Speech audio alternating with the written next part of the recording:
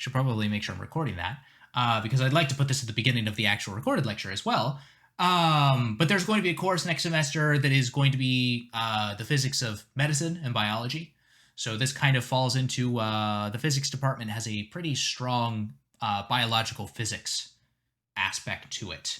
And this is one of our two faculty that is really invested in that teaching this course.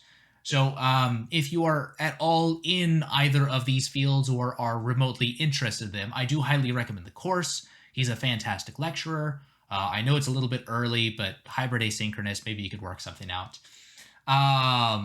But it should be a really interesting course, and there's all sorts of crazy different things going on here. If you ever have the feeling that you'd like to work in like any of the radiation stuff, like operating the MRI machine or anything like that, if any of that stuff sounds remotely interesting, I do recommend taking this course. It is based on pre-calc, so there will be occasional places where you would use calculus.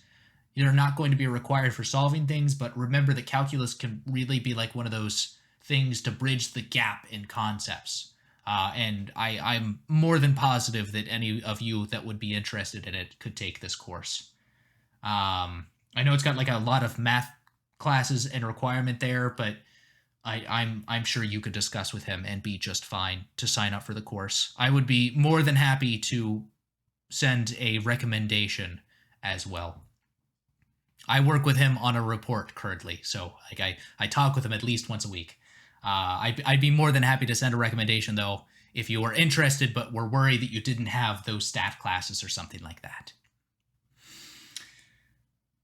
But let's go ahead and talk about lecture stuff. Sorry, if you can tell, I get, when somebody asks me fun, especially the quantum optics questions, but any of those things, I love talking about them. So at any point, if you'd like to discuss them, even it doesn't have to be here. It can be over email or office hours. More than happy to talk about it then as well. So let's talk about lecture stuff. Last time we started looking at our definition for current, right? In current, we said that was the rate of flow of charge. And what charge? Typically, that's going to be electrons, right? So we actually defined the electron current first, which we defined as the number of electrons per second going through some space. And then we said, okay, well, that's really cool, but that's not what we use most of the time. That's the physical description of what's happening. But electron current is not actually what we use most of the time. We actually talk about what we call conventional current, and it's backwards from electron current because we got it wrong the first time we did it, and nobody has been bothered to change it ever since. So it's one of those things that we deal with. But we talked about conventional current, and we talked about how to define those things, and I brought up a unit called resistance, specifically the unit ohms, but I said don't worry about it yet, that will be, well, this time now. So let's talk about some of these things that we saw last time. Remember that anytime I put a potential difference over a conductor, we break our deal with what's going on with conductors in equilibrium, right? If I put a potential difference on either end of a conductor, now I suddenly have an electric field inside of my conductor, which was not a thing that we ever saw when it was in equilibrium. If we just put a bunch of charge on it, the electric field inside is zero.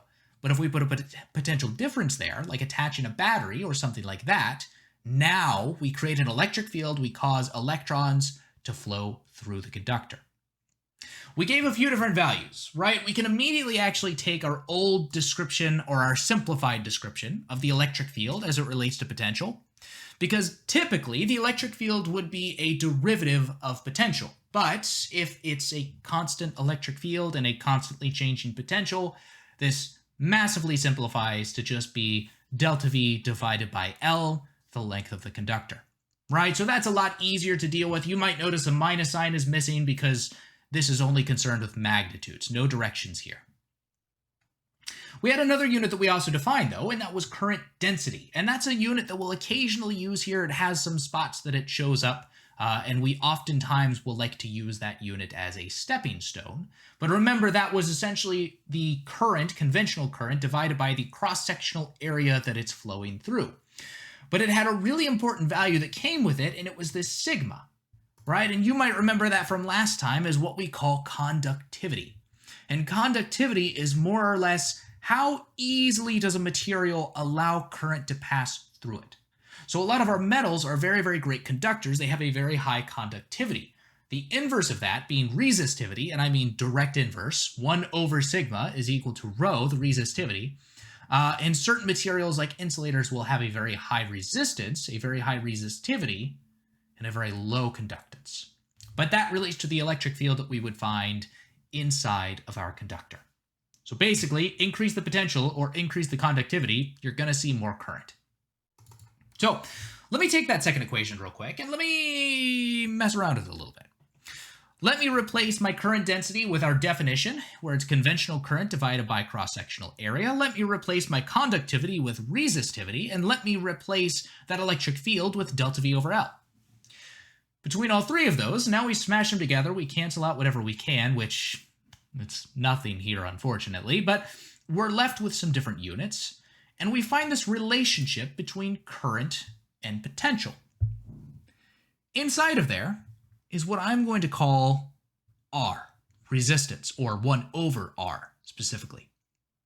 So resistance is not the same as resistivity. I want you to understand that, right? Resistivity plays a part in resistance, but resistance is how much a specific material is going to try and stop current from going through it. The way that I like to think about this is a little bit like traffic.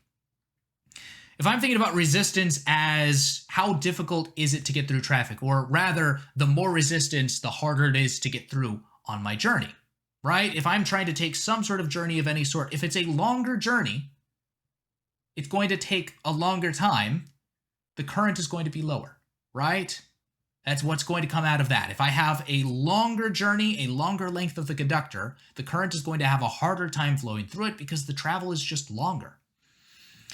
If I have more lanes on the highway, I'm going to have a much easier time on my journey, which we can represent here as cross-sectional area, right? So cross-sectional area makes it easier to travel. A longer path makes it more difficult to travel.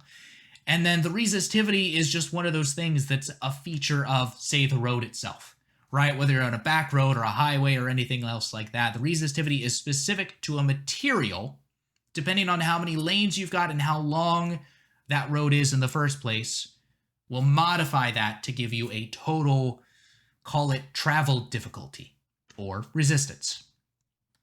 Now, the unit of resistance is something that I brought up last time and said don't worry about it. It's what we call the ohm, right? So 1 volt per amp is equal to 1 ohm.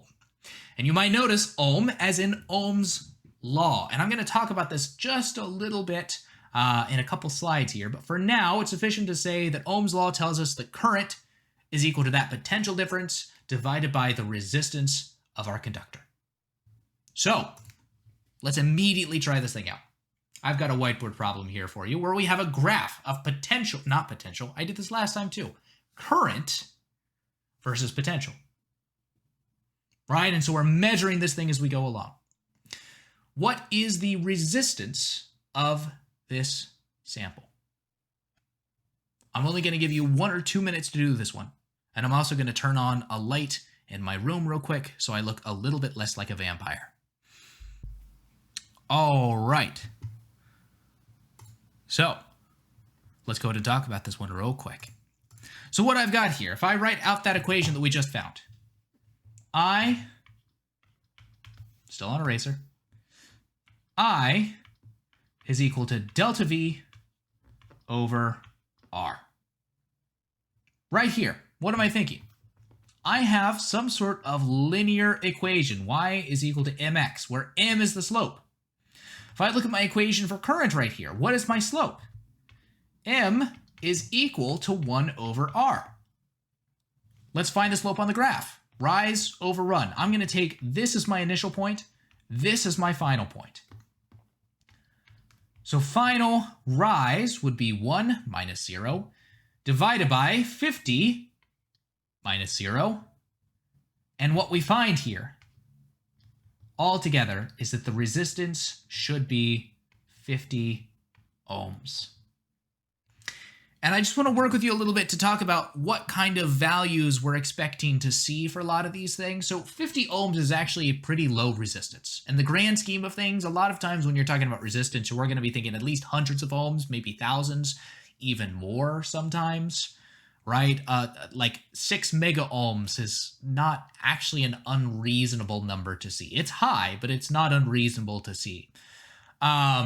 50 is just a very small value because right now we're talking about a lot of conductors. We're talking about a lot of metals, and metals are generally fantastic at allowing current to flow through them.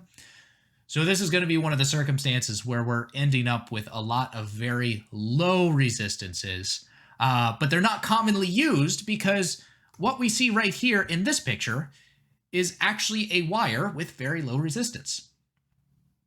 Right? What that is a giant coil of just iron wire, and then you hook up to it. I don't know the voltage through that thing.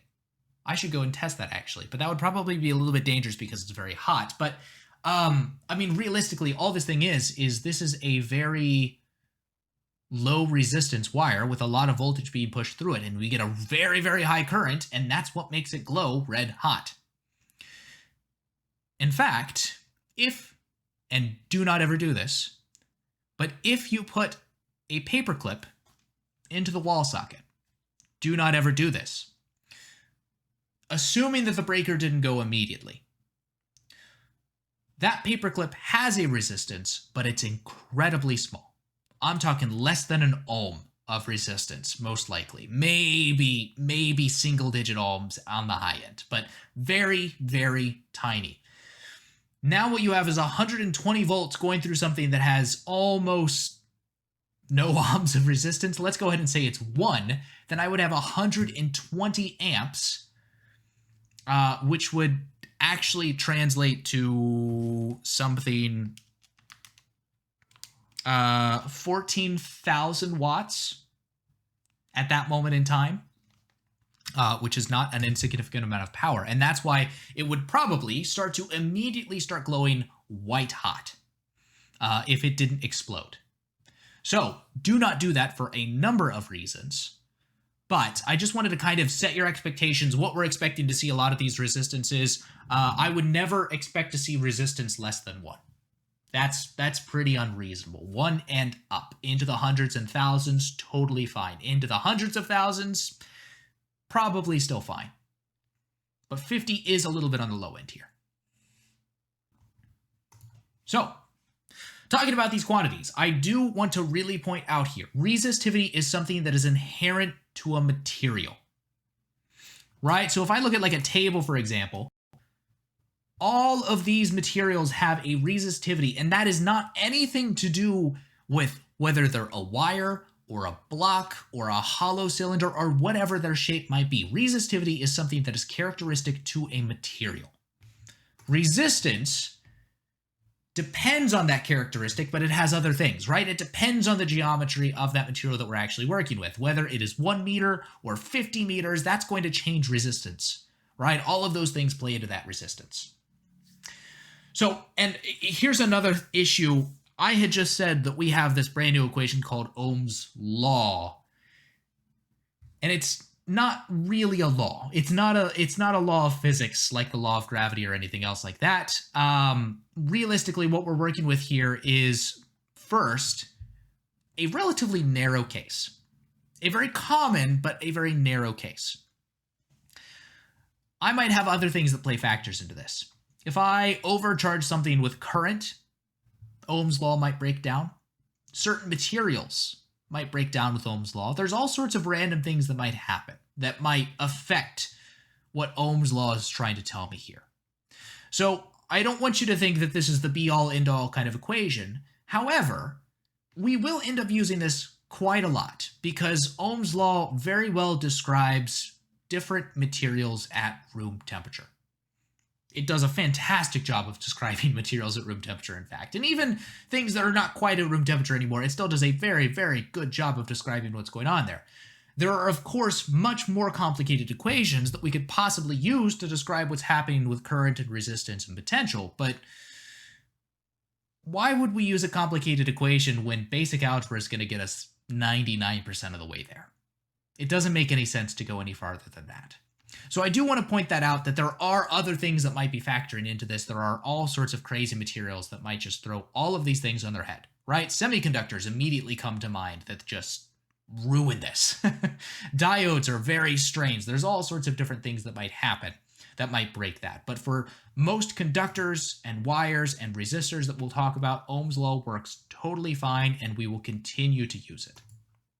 Now, keep in mind that when we're writing this thing, if I have this equation, you might sometimes see this written as delta V is equal to IR, and I don't want you to get the wrong idea about this.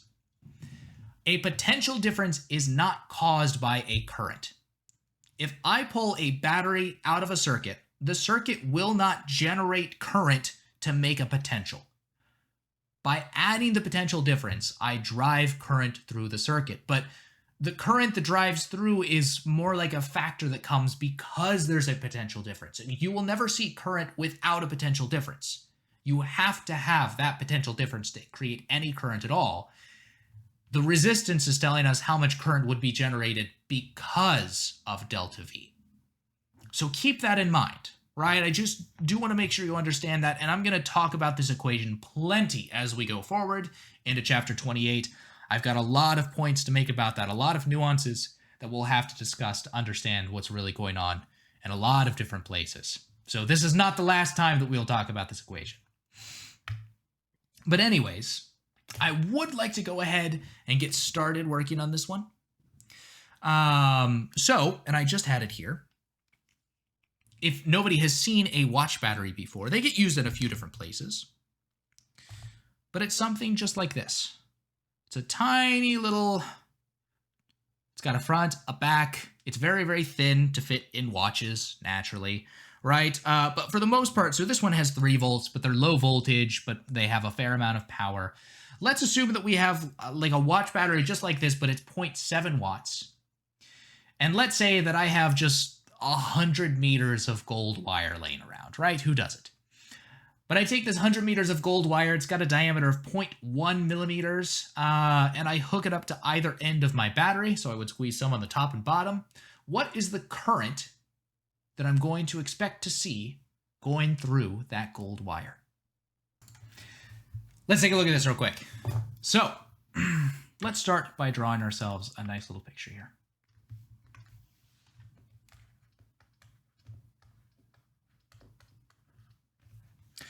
So, and another fun question, if I don't know if anybody tried to calculate this or not, how expensive would this wire be? Let's assume that it's like a high composition gold, but I don't know, something like 18 karat or something. More than $200. So, there's a couple things that we've got, right? They tell us immediately that the length is 100 meters. We also know that because it's gold, it has a resistivity of 2.4 times 10 to the negative 8th.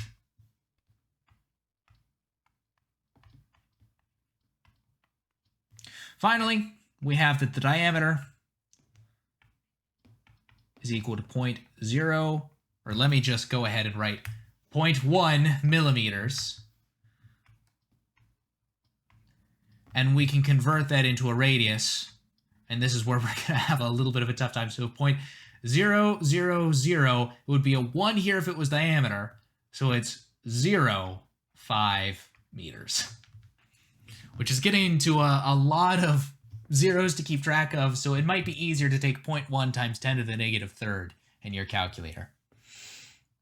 Okay, so we're looking for current. We know we're dealing with the resistivity or potential difference or something like that, right? Because we also know that the potential difference is 0.7 volts. So what I can immediately say is, okay, I've got a great equation with current, right? I can say that current is equal to delta V divided by R. And I already know delta V, so I just need to find R. Okay, so I have a conductor that has a resistivity, a length, and a radius, but let's go ahead and convert that into a cross-sectional area very quickly. Then I could say that the resistance of this particular 100 meter long gold wire would be rho times L divided by A. Go ahead and plug in rho L over pi r squared to find a total resistance. I had this number somewhere. A total resistance of 305.6 ohms.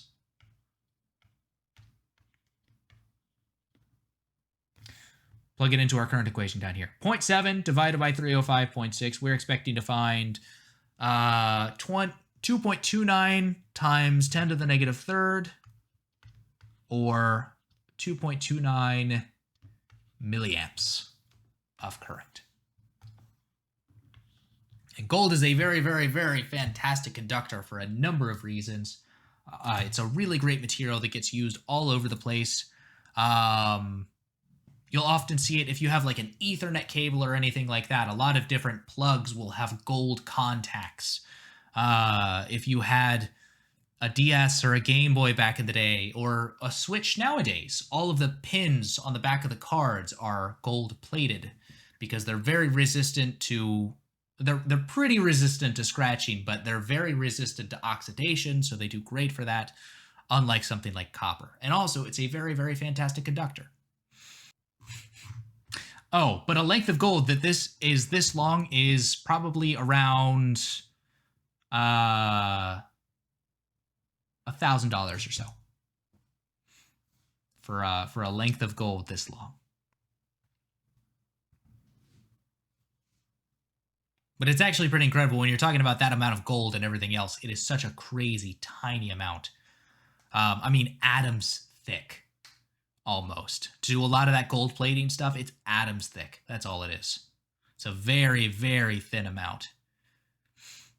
If you have any white gold, there is a very, very thin layer of rhodium on the outside of that, on the order of tens of layers of atoms. Yeah, 920, 920, yeah. Depending on your price, depending on the density you pick, yeah. I think I assumed that this was like 24 karat or something, but whatever you pick for that. Oh yeah, there's all sorts of things that do stuff like that. Because it doesn't rub off that much, is really the trick to it. And I might be underestimating that a little bit, but it's not a crazy amount thick. Because it'd be too expensive otherwise, right? Because it's a very expensive metal to have, so you've got to make the most with it as much as you can.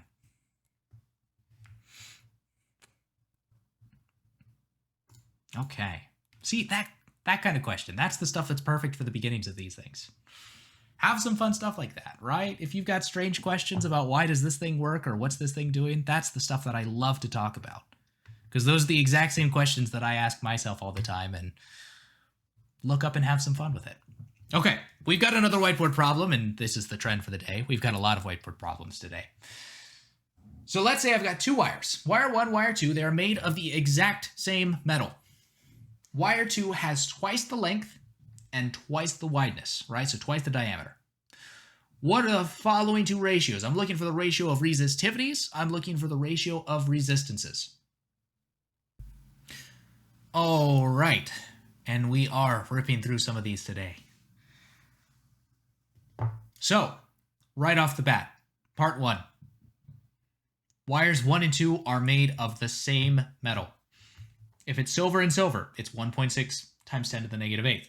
If it's nichrome and nichrome, if it's carbon and carbon, if it's iron and iron, whatever it's made out of, if it's made of the same material, the resistivities are exactly the same. That is characteristic of the material used. Resistances. Now we have a dependence on the geometry. So let's go ahead and write these things out. I'm going to say R1 is equal to rho L over, we see it's a diameter, so we're expecting a cross-section of a circle, pi r squared. Now, what I'll say for R2 is let me compare those values. Let me say rho, I doubled the length, so 2L over pi 2r squared. One of the twos, or one of the pairs of twos, is going to cancel out, but I'm left at the end of the day of rho L over 2 pi r squared. So R2 over R1 is 1/2 over 1 is equal to a ratio of 1/2. I think let's go ahead and look at the next one. So here's our hardest problem of the day, hands down. No question about it. I have a wire that is in the shape of a cone as if somebody cut off the top of it and then tipped it on its side. So it's the same material throughout, right? There's nothing crazy with that. But we can't just use rho L over A. That will not work here. This is going to take an integral. But let me give you a little bit of advice on how to deal with this thing, the way that I consider it. The way that we're going to treat this integral is we're going to think about individual slices. So circular slices of this cone at a time. If I wanted the resistance of the entire thing, I would take the resistance contributed by every single slice. Every single slice is going to end up contributing rho dx, the length of that slice, over A. A is not a constant value. But figuring out what it's going to be is a task that I will leave to you. So I know this is a little bit of a harder problem and everything else. So see how far you can go. I would love to see everybody at least get the integral set up. That would be wonderful. If going through the integral is a little bit longer and we end up ending before that, that is totally fine, right? I want to see that integral set up in the concepts because after that point, it's just algebra. So the first thing that I want to do here is I really want to talk about how I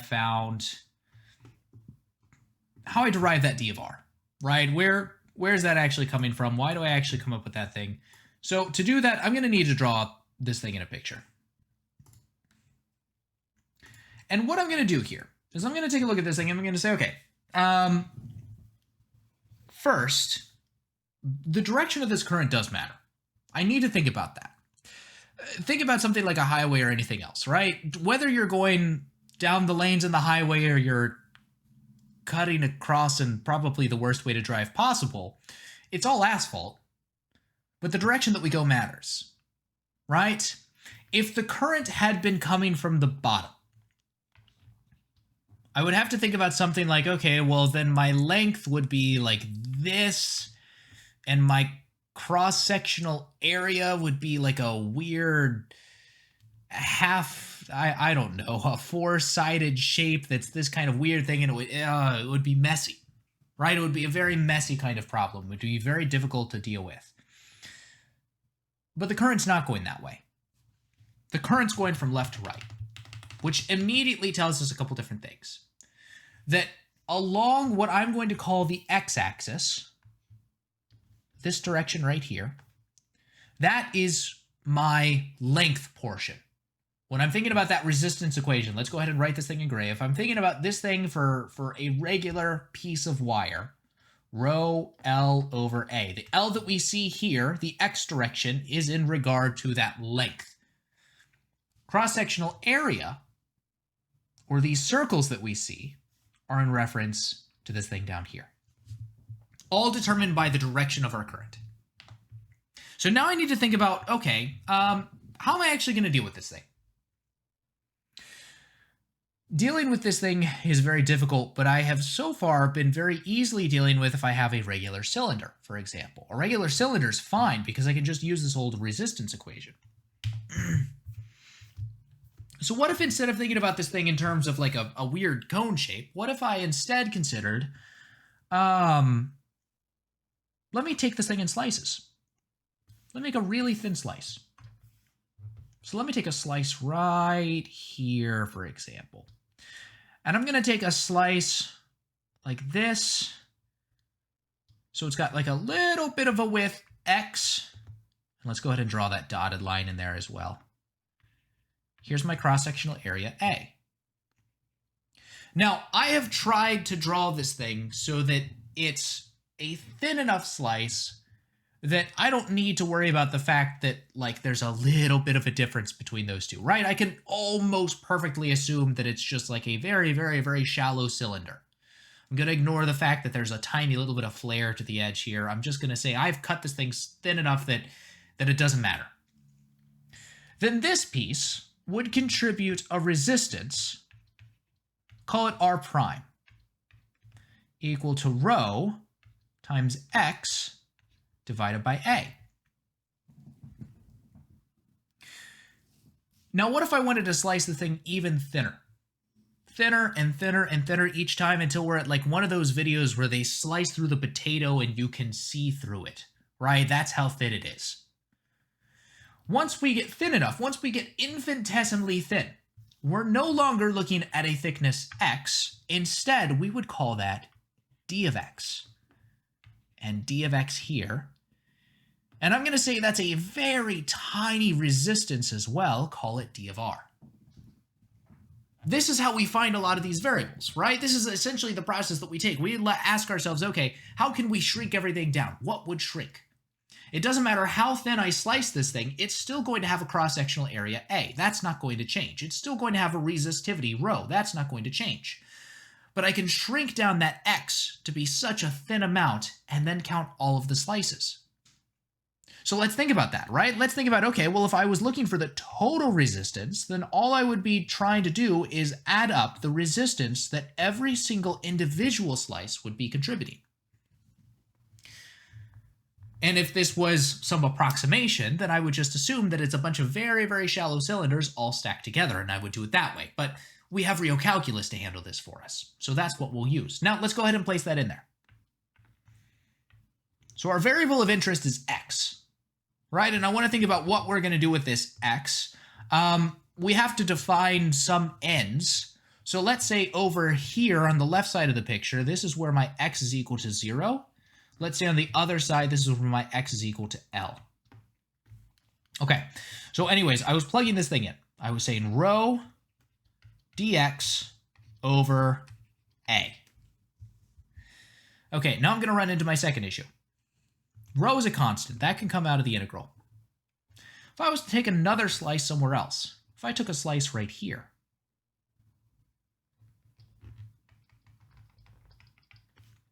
is that area the same? No. Okay. Well, before I get all the way into that, let me just rewrite this real quick. Let me say, okay, well, I don't know what's happening to the area, but what I can do is I can rewrite it as a circle, pi r squared. Rho dx pi r squared. And here's the hint. Let me draw this thing out as if I had just taken a slice right through. Let me take a view from the side of what do I expect to see here.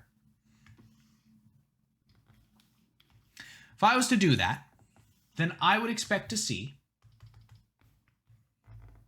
something starting about right here, going up to this point right here. Something like that, something like that. It's one of the best line drawings I've ever done like that. This is roughly what we expect to see, right? And I think about these different values. Okay, well, this is, call this radius. Let's just do that. Call this x. Then this point is when my radius is equal to lowercase a. And this point up at the top is when my radius is equal to b. Now, what I'm really interested in here, I'm trying to find some function r as it relates to x. So I'm no longer going to worry about all these extra pieces. Like, forget all of this stuff. Forget all this, forget all this, forget all this. I am interested in this line right here. How do I describe this line? Well, one of the easiest ways to do this is to say, okay, well, it's linear, right? What's my y-intercept? Let's write it a. I know it's linear, so it's got an x times some constant. The easiest way to do this one is to think about where do I end up? This point right here, this is L. So I'm going to say when x is equal to L, I'm expecting r to equal b. So I would write this out, b minus a divided by L. When x is equal to L, this whole term becomes b minus a. The a's cancel out, only b is left. And let's just write that down. Let's write that down real quick. X is equal to 0. Let's just confirm ourselves. When x is equal to 0, this whole term goes away. R is equal to A. If x is equal to L, R becomes A plus L over L times B minus A. R will be equal to B. Okay. I think that accurately describes what we're looking at here. Now, we have an expression for R. And I think about this now. I think about all the terms that might be constant, that might be changing, or anything else like that. I'm thinking about all these terms. A is a constant. B is a constant. L is a constant. X is the variable that I'm integrating. I have found my replacement. I have all the pieces in place. I'm actually ready to do this integral now. So we're going to plug this thing in. And this is going to be where it gets a little bit nasty. So let's go ahead and do this. And let's go ahead and say, okay, well, rho over pi comes to the outside. What's left on the inside is going to be this mess. So say A plus, I'll do x over L times B minus A squared all under dx. And again, I'm going from x is equal to 0 to x is equal to L. Now this is an integral, whoops, not x. This is an integral that I know how to do. Kind of. But at this point, like realistically, I have either constants or the variable that I'm interested in integrating, and everything else is covered, right? This is now a doable integral. Now this is solvable. That's what I should have said the first time. I wanted to say solvable, but there's a lot of L's in there. You know what I'm going for. Right? Because in the first place, I knew that A was changing, so it had to be somewhere in the integral, but I didn't completely understand how. And then I could say, okay, well, it's just pi r squared, but again, R is changing, but I didn't understand how. Now I have an expression for R that puts it into either constants or the variable that I'm interested in, and everything else is set. That being said, this is kind of a nasty function to try and integrate, right? What I'm actually going to do is take a little sidebar here, and let's go ahead and do a U substitution. U substitution.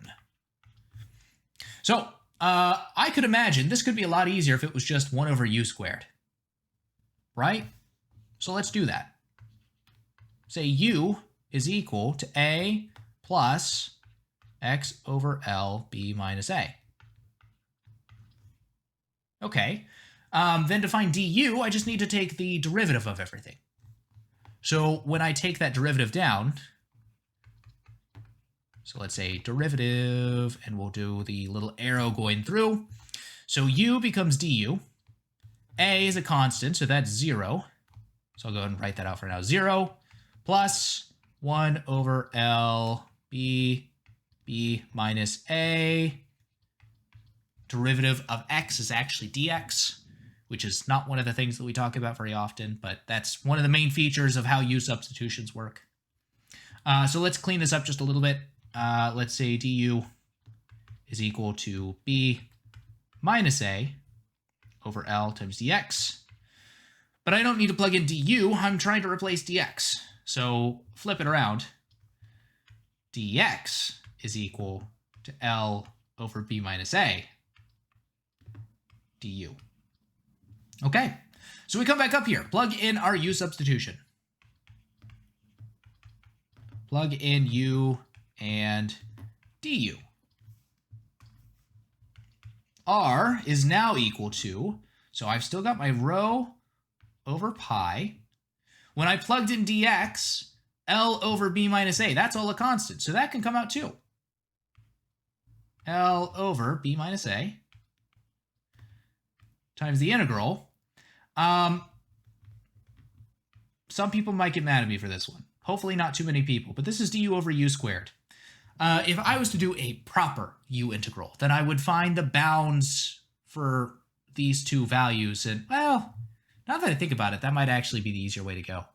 I didn't do that last time, but now I'm looking at this, knowing what it's supposed to be, and it might be easier. What is U? A plus x over L times B minus A. A plus x over L times B minus A. U is R.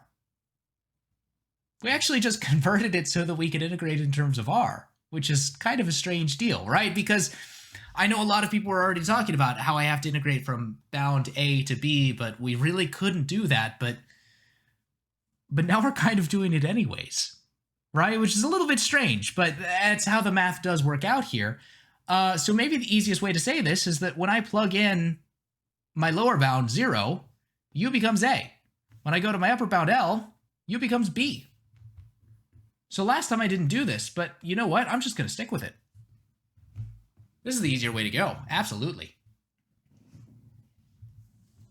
So now that we've done that, we actually do the integral. So we've got all of these nasty constants, which are kind of obnoxious to hold on to, but I guess it could be worse. The integral of 1 over u squared is going to be negative 1 over u evaluated from A to B. Now that we've done that, we can say, okay, let me move the minus sign outside for now. L over B minus A. And then this will be multiplied by 1 over B minus 1 over A. Let me try and simplify this. We're going to just bring this whole thing all the way down here to be, it comes out as a nice clean answer, which is why we're interested in doing this. This term inside of here becomes, let me think, A minus B over AB. Got B minus A on bottom. I've got A minus B on top. Let me take that minus sign that I had and let me use it to flip. A minus B becomes B minus A, right? That's what the minus sign does for us. Rho over pi L, and I'll just go ahead and write out that step just in case. Just so we're all on the same page.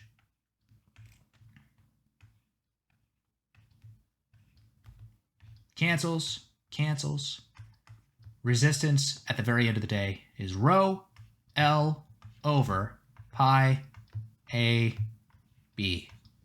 Whoops, let me make that look a little bit nicer. We put in all that work, I'm not going to make that B look ugly. And that's it. Nice clean answer at the end. So that's why I was saying, though, like a lot of those are algebra steps at the very end here. If you could get to the part where you're setting up the integral, I'd be more than happy to see that. But that's what we've got. I know there's a lot of steps here. I know this is a harder problem. I know that this is not something that I should expect you guys to get the first time. Right? I know it's a harder problem. I'm completely aware of that, but it is one of the problems we have to face. We do have calculus in this course. We do want to use it a little bit. It's a little bit challenging, but really, I think the hardest part is really all up in this area. I think it's getting here because I'm confident that you guys can do all the calculus here, but it's defining these variables that's a little bit strange, and it's one of the big issues that I have with regular calculus courses. I don't think they do you justice in that sense of only ever giving you numbers or C as your constants and only ever integrating on X, because it's not practical, it's not applicable to anything. The way that we have to treat a lot of these problems is to look at every single one of these pieces and think about what every variable means. When I'm thinking of this dr here, I need to think about my terms. Okay, well, rho, that's resistivity. That's dependent on the material, but the material is the same the entire time. That's a constant. That comes outside. dx, that's the variable that I want to integrate. That's going to stay inside the integral. Over a, is a constant here? I look at my picture. No, a is not constant. So it needs to stay inside the integral, but I need to figure out how it relates to x too. So maybe I can do something with that. And it's these steps along the way, and it's describing the variable in every step and what new things come up and what's changing or what's the same and stuff like that that really comes out to be important for when you're solving these.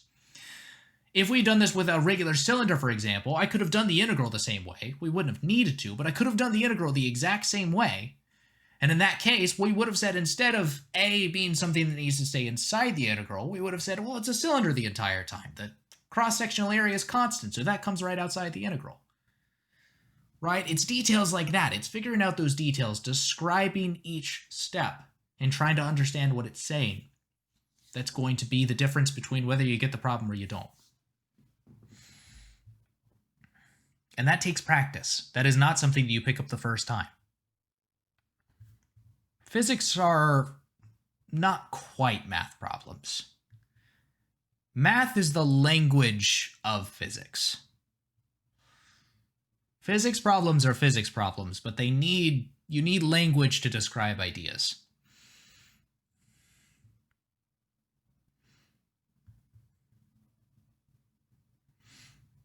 That's my take, at least. That's a little bit more kind of on the philosophy side. Oh, Newton absolutely needed calculus. Newton made calculus for physics. Man.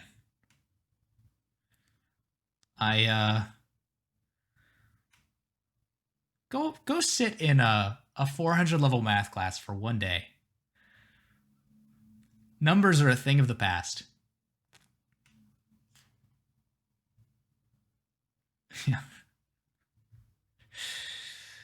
At a certain point, math transforms into this 30-headed beast that is more philosophy than you would expect it to be. There's so much logic and working through all the pieces and the proofs and everything else. Ugh.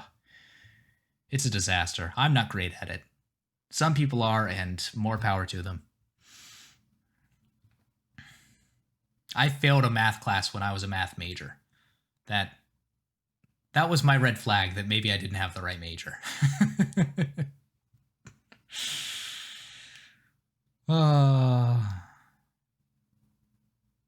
Yeah, I mean, there's all sorts of things. There's all sorts of things you can do. But yeah, I failed complex analysis my junior year. That class absolutely bodied me. Yeah, I don't want you guys to think that, and I was talking about this in the first lecture as well, I don't want you guys to think that because this problem was hard the first time that you can't do it or anything else. The fact that you are here in this class right now tells me that you are more than capable of doing these. That you're more than capable of learning the material, mastering the material. You know, I don't expect it to be an easy process because physics has a reputation of being a hard class, and that's not entirely unjustified. It is kind of hard.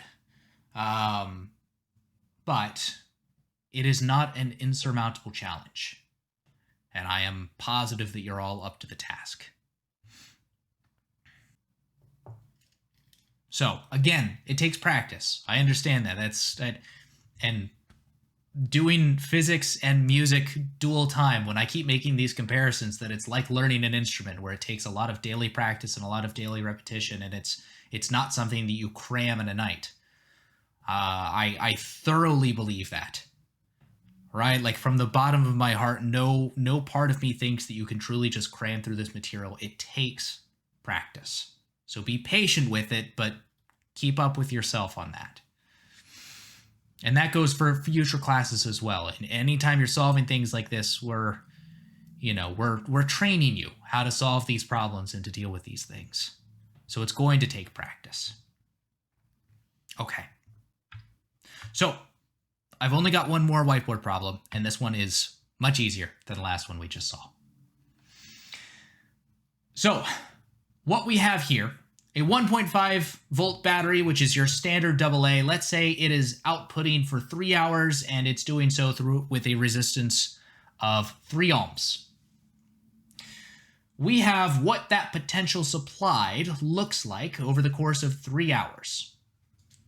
How much total charge did the battery supply? And my hint for this problem, I'm only going to give you a little bit of time to work on this one, but my hint for this problem is to remember that conventional current I is defined as dq dt. And you've got one other equation that we've talked about today, and between those two, that's the entire problem right there. All right, we're jumping into it real quick. So this was half of my equation. Let me go ahead and finish this thought. if I is equal to dq dt, then if I'm looking for the total Q, let me rearrange this equation. dq is equal to I dt. That is to say, the total charge would be the integral of both sides. If I could integrate I dt, I would have my total charge. Okay, then let me come over to the other side. We saw earlier today that current is equal to delta V divided by R. Resistance. Resistance here is a constant value. This entire time, I can just change my graph. Let me just divide everything by R. Let me say, nah, forget this value. This is now an I graph. And 1.5 volts divided by 3 ohms, nope, this is just 0.5 now. Right? That's how much current I would have at my maximum. 1.5 divided by 3 is 0.5. So 0.5 amps, and I'll even go amps, go down to 0. If I want to take an integral of this entire thing, it is much easier than actually what we saw last time with an integral, right? An integral of this thing is my area under the curve. I'm going to split it into 2 pieces, a rectangle and a triangle. So, my rectangle here, how long is this? I want to convert this into seconds real quick. 3,600, 7,200. So my rectangle is 0.5 times 7,200 seconds, plus the triangle will be 1/2 times 0.5 times 3,600 seconds. Throw it all together. At the end of the day, total charge is 4,500 coulombs. That's it. This definition of current is very, very, very important to have. And it's in the units. It really is. Because it quite literally is charge per second is the unit here. But that's how we define current, and it is well worth your time to understand what that means. Because it's not going away anytime soon. So,